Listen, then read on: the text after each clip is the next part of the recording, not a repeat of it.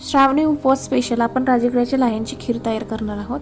यासाठी मी लाह्या घेतलेल्या आहेत मिक्सरच्या भांड्यामध्ये, त्या मध्यम अशा बारीक करून घेतलेल्या आहेत।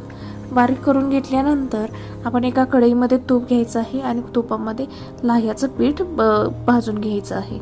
पिठाचा लालसर कलर येईपर्यंत आणि खमंग वास येईपर्यंत आपण ते पीठ भाजून घेणार आहोत। तर तुम्ही पाहू शकता। त्यानंतर आपण यामध्ये साखर आणि मीठ ॲड केलेले आहे।